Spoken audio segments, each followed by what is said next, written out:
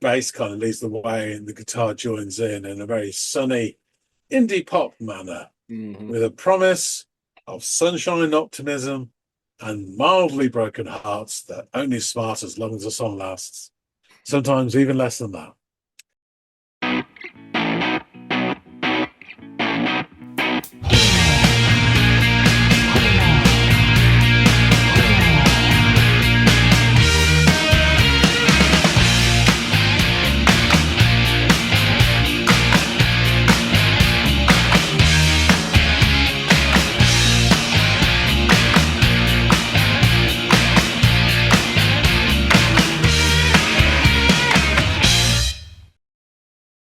Hey, everybody, and welcome to another episode of the Audiophiles, you bugger.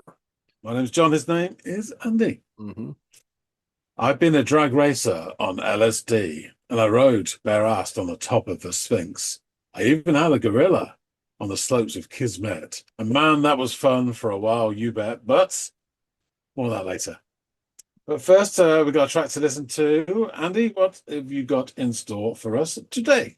Well, a couple of years ago, I gave you a song that resonated with you to the point where it was one of your year-end favorites, if I'm not mistaken. And then we never revisited that band ever again. So I thought, oh God, Quite right. we should probably address that. So we are going to be revisiting a band called Guster. And we Thanks. did Satellite by them. It was that Yes. live performance. You really dug that. This is not a live performance, but it is another track by them, long overdue. And it is off of a different album. This track I want you to check out is called Amsterdam. So, Okay, got everything you need. I Excellent. reckon. So, go off, give it a spin, and come back and let us know what your sophomore effort was like listening to Guster. Will do.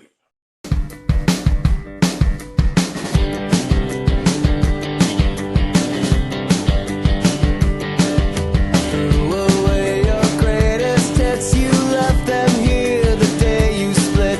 Bass guitar and Shag CD, well they don't mean that much to me right now.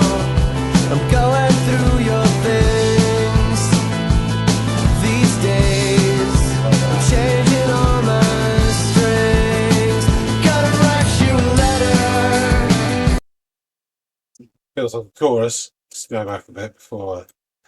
Yeah, nice start. Really sort of bright and breezy, upbeat, tempo. Drums are quite bouncy. In comes the bass is kind of leading the way, and then there's like nice sunny guitars. I really like that one in the right channels. That was, I guess, there was a little bit of a pre-chorusy or whatever just before. But yeah, and then your man starts singing. I can vaguely remember from the previous video, vocalist was in the center and a sea of acoustic guitars. But that live sound was very sort of acoustic and organic. The other guys chipped in the harmonies, and just the way it sort of all rolled on, particularly with the strumming acoustic guitars, sounded great. Um, this is a very different beast. This is obviously studio and electrified. So it's interesting to compare the two. His voice, I don't really remember it being that sort of weird. No, they're just a really nice voice. Very nice voice here as well. Suits it perfectly. Says something about it threw away your greatest hits. I don't know. Those hits refer to the subject or just that's all they have are greatest hits rather than actual individual albums, which again says it's like a bit of a character dig. You left them here the day you split. So we know straight away then we've got this great sort of counterbalance again where you have a really nice, sunny, bouncy, optimistic sounding musically song with lyrics that are sort of more trouble at mill, a relationship and a breakup for one. But perhaps it's all nice and bright and sunny because he's totally over it and he's happy with the way things have gone. Yeah, sure. These days, I'm changing all my strings.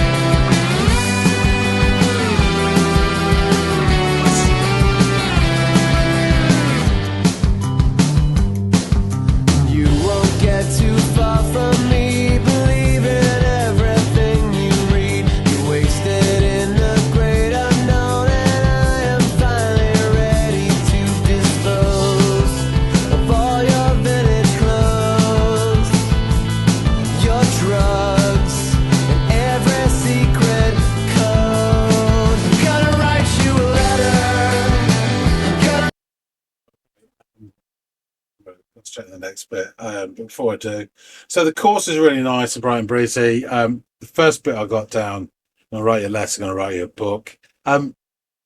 It's a little bit troubling. There's a few things here which makes me suspect that our man is not quite, totally joyous with the situation. He goes from a letter to a book, which is an escalation, a lot to say, and that's not really the countenance of somebody who's completely over it. I want to see your reaction. I want to see how it looks. Again, bothered by his ex, too much. And there was something I wear upon your cloud, and when I sung that, then that's when the harmonies came in. It sort of changed key slightly. Really nice sound, and blah blah blah blah. I was somewhere in Amsterdam, and it sings at the end, and then we got a sort of nice little sort of buzzy guitar cameo for a few bars, which is pleasant. And then this as well, I caught something about wasted, and then disposing of vintage clothes, I think it was, and drugs and secret codes. So there's a few sort of druggy things sorted around here. I mean, Amsterdam is a beautiful city full of culture, but mostly it's used as a shorthand to indicate drug culture, particularly that sort of tacky, touristy drug culture. It makes me think of Amsterdam from The Wire, Benny Colvin, season 3. Oh, awesome stuff. So yeah, really interesting. I'm thinking your man's not quite over everything, and I know what the reason was for the schism, but it could be drug related, or maybe that's just the other person's gone off in a haze to cope with his passive aggressive shit. Who knows? I wanna see your reaction. I wanna see how it looks from way up on your cloud.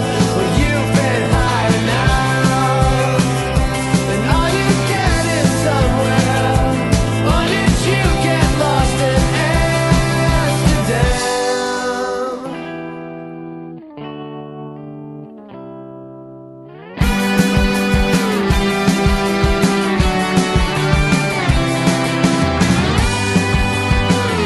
Really live fun to listen to this. From your red balloon, you were a super high-tech jet fighter floating over planet Earth. Come back down here, I'll show you where it hurts. Take this bitter pill. Is it easy to swallow? Gonna write you a letter. I'm gonna write you a book. I wanna see your reaction. I wanna see how it looks from way up on your cloud. Never coming down.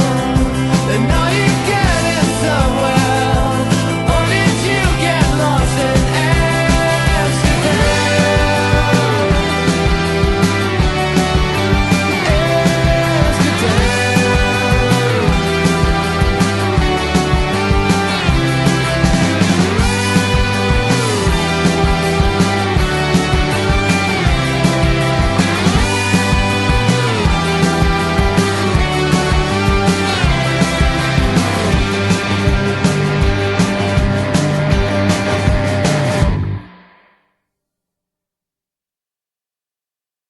Oh, as short and sweet. I quite like songs like that go in, do the business, and bugger off before their stay is comes unwelcome.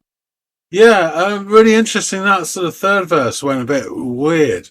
It's something about floating up in something like a red balloon, one of 99 perhaps.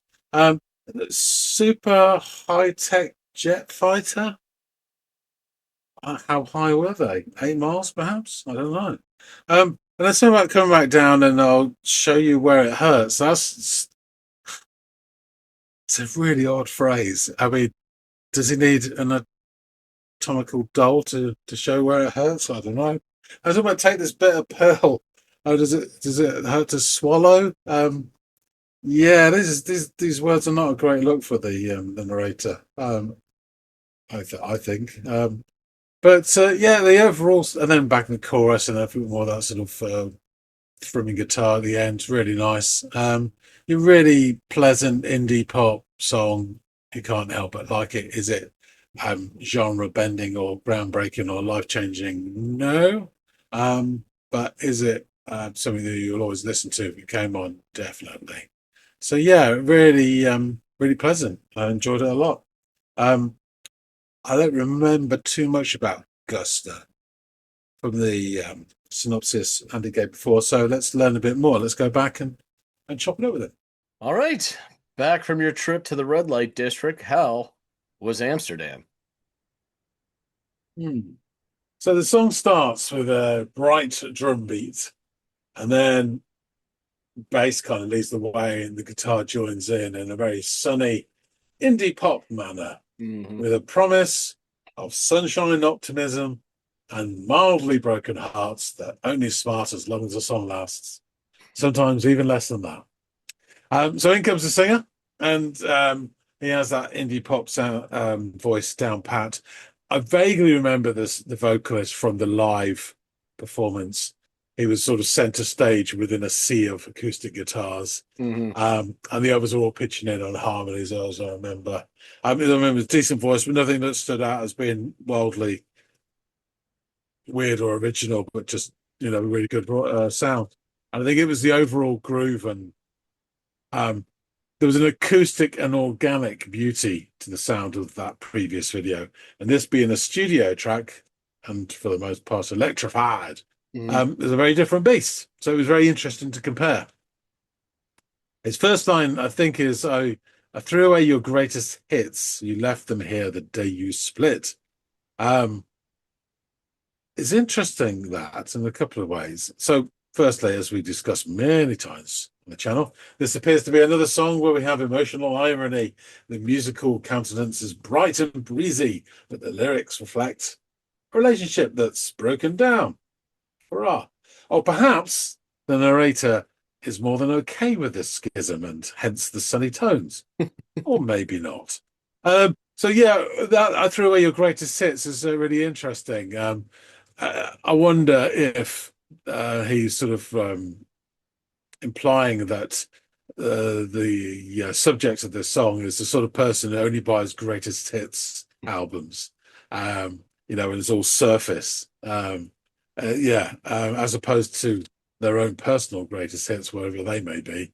That's what it made me think of. So it's quite, and obviously they skedaddled, leaving behind said albums that they prize so highly.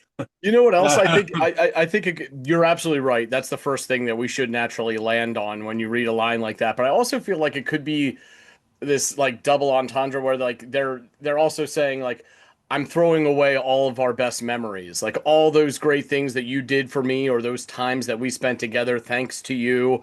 I'm throwing them away, your greatest hits in this relationship we once had, while also your interpretation I think is probably the more forward or correct one as well. But there's a possibility that there's a double meaning behind that maybe. Definitely.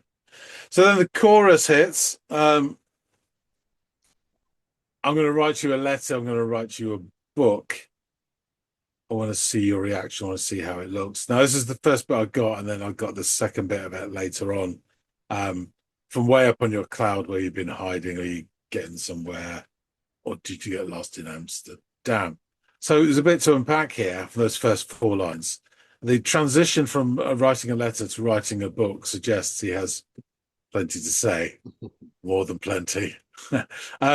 Being invested in the subject's reaction also suggests someone who is still very much bothered by their ex and are not necessarily over it, no matter what you say. If you really want to see their reaction, you've not cut the ties yet emotionally. I wonder why they picked Amsterdam. It could be that this is a true life experience and that was the setting. However, I fear this is, despite being a wonderful city of culture, it is usually a lazy shorthand to describe drug culture, particularly a very tacky tourist drug culture. But the word Amsterdam makes me think of Benny Colvin and Amsterdam in Wire season 3. Bless him. You tried. And all the shit he got for that. Wow. Whereas when they released all the dealers, they just stood around like Yeah, like, sheep outside a pen, going, "I don't know where to go." It's really funny. So yeah, the music is very bouncy indie pop with really bright guitars, and it's a really nice harmonies. We exit the chorus with a brief cameo of the guitar doing a nice little sort of like buzzy type sort of work. It's really, and again, it's not something outside the bounds of indie pop that you hear this sort of stuff, and it all fits really nicely. Verse 2, he does say that he's disposing of the subjects of vintage clothes, drugs, and secret codes. I guess vintage clothes is a sort of a signifier that portray a certain character. I don't get that myself, but perhaps more in the States. There are probably people who visit Renaissance fairs as well at the weekend. I don't know. But or they're really hipster. I'll say this: the hipster or faux hipster visage is usually comprised of people wearing vintage clothes, and if it's the faux variety, they likely have the greatest hits of those really cool bands, but not the B-sides or singles that were, lesser known and stuff like that. So there, I think it fits almost the same spiteful tact that the how you Yeah, yeah. interpreted the opening line. I think is there's a little bit of that injected in that line as well. I'm just trying to think if that fits in this country or not. I mean, you've got certain certain areas of London which are just full of wankers. Mm-hmm. And whether it's vintage clothing or not, I'm not sure. There is a certain type of uniform though, so yeah, I guess. Yeah. The interesting is drugs are also mentioned. But it's more of a side swipe than the main focus, which is again interesting. And I'm not sure what the secret codes are. Russian espionage, the Freemasons, or the Tufty Club. I don't know. We get another tour around the chorus, and I really I managed to focus on the second half of it. So I like the way that the music sort of tilts after the word cloud. It goes into a like different key, and also all the harmonies kick in at that point as well. Yeah. It's really pleasant. We also get like a stop, almost a semi-stop there, and just a bit of a strum, which then it goes into the second guitar buzz cameo on the other side of course number 2. Verse 3 has some strange imagery. So he sings about a red balloon. I don't know if it's one of 99 or not. And then the subject being a super high-tech jet fighter. I didn't see that plot twist coming. He asks them to return from their viewpoint over planet Earth, and he'll show you where it hurts. I'm wondering if that would be on the anatomical doll provided. Show me where he touched you. Yeah, it's just really odd. And then he also has the lines, "Take this bitter pill, is it easy to swallow?" And it goes off on one of the words swallow. Because one of those does not a summer make. Yeah, really odd stuff there. And a bit of the sort of, aside from the all hovering up high, I mean, I don't know how high they are, 8 miles perhaps. Aside from that, it's just really strange imagery. And some of it feels a bit like an inside joke, I'd imagine. But also it comes across as slightly bitter, the side of the pill as well. There's a bit more of the sort of the snarky cutting to it there. We get another round of chorus, and then some more guitar thrumming before we close. So yeah, this is a really lovely, sunny indie pop song with some lyrics that are interesting, stroke concerning, but whatever. Is it just about the breakup of a relationship and the narrator can't get over the fact that his ex is probably more interested in drugs than him? I don't know. But yeah, it's a sort of song which is it groundbreaking? No. It changed my life? No. Would you listen to it if it was on? Definitely. And you'd enjoy it every time as well. So yeah, really nice track. Cool, cool. Yeah, I'm glad you liked your second dalliance into Guster here on the channel. So yeah, as mentioned, we covered the band before on the channel, so I will endeavor to focus on as much of my attention on this track and this album, though there might be a scant bit of repeated biographical information concerning the band. They are an American. Sorry, Go Andy. ahead. Just to say, it's been 2 years. So perhaps there's, but having said that, someone left a comment recently on a video that was 3 years old, and it was like they were finishing the sentence. He goes, "Oh, something like, would you always do that?" And I was like, "What the hell are you on about? It's been Yeah, three I don't years." remember. Yeah, context, please. A timestamp, Yeah, something. so Let me know. funny. So if you put a bit of extra, overlapping info here, apart from said contributor, most people won't, recognize Yeah, that. that's fair. That's fair. So, they're an American alternative rock band formed in Somerville, Massachusetts. Founding members Adam Gardner, Ryan Miller, and Brian Rosenworcel began practice sessions while attending Tufts University and formed the band in 1991. The members met during their freshman wilderness orientation program in August of that year, playing publicly together as a trio 2 months later at the Midnight Cafe Coffee House in the common area of the Lewis Hall dormitory. Ah, the big stage. I could just picture the scene now.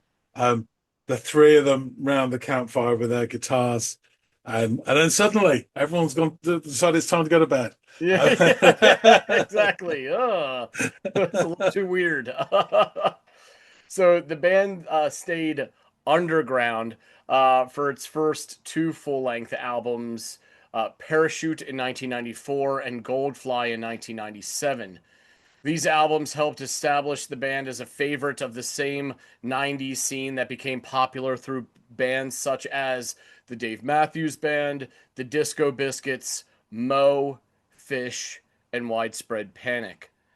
The band broke into the musical mainstream in 1999 with its third studio album, Lost and Gone Forever, featuring the single Fa Fa, which made it onto the adult top 40. The band enjoyed moderate success on the charts with Keep It Together, its fourth album, with two singles in the adult top 40, Careful and Amsterdam. Joe Pisapia joined the official lineup for Keep It Together and its follow up, Ganging Up on the Sun, which peaked at number 25 in the Billboard 2000 and features their track Satellite. Guster's tours were originally local but began to spread as the band gained popularity. In '99, Guster gave its first performance in Canada, followed by a 2004 tour in Britain that had 4 shows in London and 1 in Manchester. Guster maintains a liberal taping policy and has a very dedicated and active taping community. In addition, the band has released several live shows via iTunes. Guster released its fourth album and the one on which this track features, Keep It Together, in 2003, with Amsterdam, its first single, getting significant airplay. The album was recorded from 2001 to 2003 in Bearsville, New York, New York City, Burbank, California, and Shokin, New York. This is the first album by Guster with Brian Rosenworcel on kit drums instead of hand percussions. Keeping It Together went through several working titles, including Bitch Magic, Olympia Dukakis, and Come Downstairs and Say Hello. Olympia Dukakis, of all things, a would-be first lady. The record sold 267,000 copies by late 2005, according to Nielsen SoundScan. A live album slash DVD, Guster on Ice, compiled from 2 shows in Portland, Maine in December of 2003, was released the following year in '04. Pitchfork awarded the album 3.5, there we are, stars out of 5, while Drowned in Sound graded it an 8 out of 10. The album has an aggregate score of 4 out of 5 stars over at AllMusic. As alluded to earlier, Amsterdam enjoyed chart success as it peaked at number 1 on the Billboard Adult Alternative Airplay chart for 4 weeks in August of 2003, thus making it the most successful single by the band. Reviewing the album for Drowned in Sound, writer Laurel Dreher May would offer up the following. The record itself definitely has that typical Guster feel to it.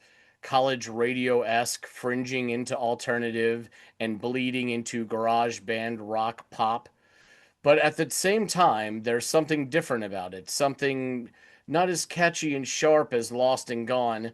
Something more grown up about it. The songs still have their catchy, resonate in your head sort of appeal, but the instrumentation sounds different. Much of the album is guitar driven, but the group also use a variety of different sounds throughout the record, many that weren't as pronounced as on their last album, including the harmonica, flugelhorn, clarinet, and Jew's harp. The melodies are still light and the harmonies are still there, as are the lyrics, which beg for a second listen once the album has run to the end.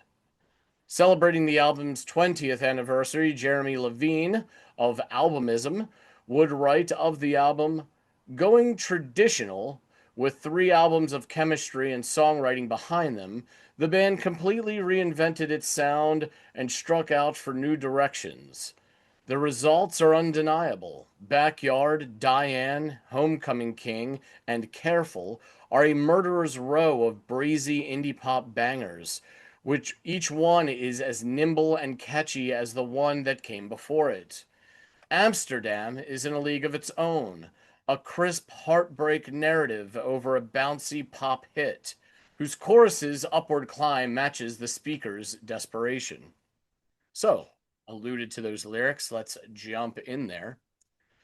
Threw away your greatest hits, you left them here the day you split. Your bass guitar and shag CD, well, they don't mean that much to me right now. I'm going through your things. These days I'm changing all my strings. I'm going to write you a letter. I'm going to write you a book. I want to see a reaction. I want to see how it looks. From way up on your cloud, where you've been hiding out. Are you getting somewhere, or did you get lost in Amsterdam? You don't get too far from me. You won't get too far from me, believing everything you read. You're wasted in the great unknown, and I'm finally ready to dispose of all your vintage clothes, your drugs, and every secret code. I'm going to write you a letter. I'm going to write you a book. I want to see a reaction. I want to see how it looks.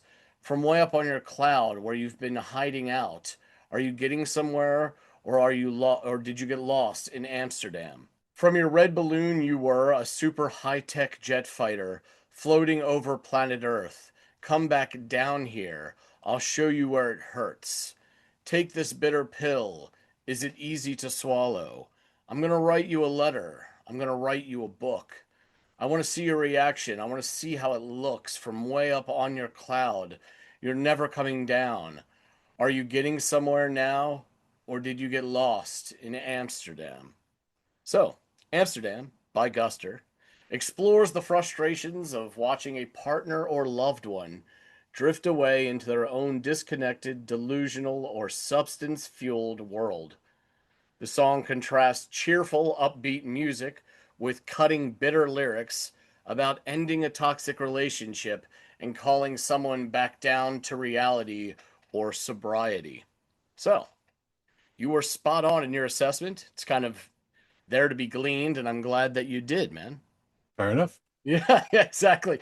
This is, as you mentioned before. I mean, this is a good little song here, but they are breaking the mold. We've heard plenty of songs that are either about this exact subject matter or have that ironic disparity between the upbeat nature of the music and the more morose kind of subject matter that we have, in this form, addiction and losing someone to it, and dealing with those pent up emotions as a result of that. So, Yep, here we are again at this crossroads. But yeah, I really appreciate you giving this one a go. I'm glad we got to bring another Guster track to the channel. There are plenty to choose from going forward. I just figured, like a band-aid, let's rip their greatest hit right off and get it done with, now that we've done Satellite, which is a bit more obscure than this. And then, as I mentioned, there are others that we can draw from in the future. But yeah, thanks so much, John. Appreciate your time, buddy. Yeah, my pleasure. Guys out there in the listening audience, please let us know what you thought of this track, Amsterdam, which I think on this channel is the second song we've done that bears that title, by this band, Guster. And also feel free to shout out any songs by them or anyone else that you'd like to hear from in the future down there as well. We will add it to our future Friday episode list, where we devote that day and episode to a song of one of y'all's suggestion or choosing. And hopefully, John and I will catch all y'all in growing numbers on the next installment of the Audiophiles. We'll see you later, guys.